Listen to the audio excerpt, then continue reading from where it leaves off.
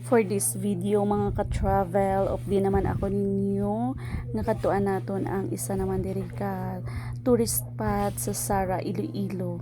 Amo ni siya ang ginatawag nga Mount Vernis Rose. Ang inyo diri nga makita sa akon nga travel mga bebe ko, amo ang barko sa bukid. So, ma-feel ninyo nga daw ara lang ikaw sa barko. Gani updi ako ninyo mga ka-travel. Kag amo ni ang mabungad sa imo pag abot mo diri ang ilang nga gate, kag may ara sila nga 100 steps. Mga besh, ang ilang nga barko tatlo ka floor. So sa una nga floor i-videohon ko lang, ipakita ko karon sa inyo ang akong ginahamtangan subong na sa third floor ni siya subong. Overlooking ang mga bukid nga makita ninyo.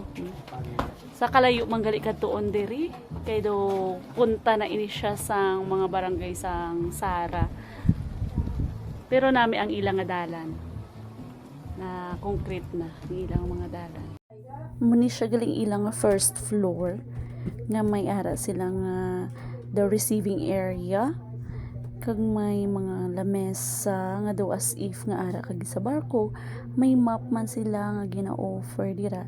Kag amo naman ni ang sa ilang second floor nga overlooking ang mountains, then may flag na, then may hagdanan man nga kung sa diin makalantaw-lantaw ikaw dira, makapanaog ikaw.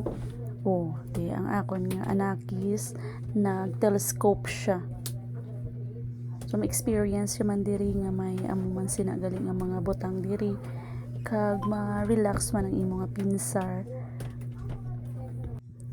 Kung lantawon mo do ka amazing lang kung paano ini nila na build ang barko-barko nga ini sa bukid.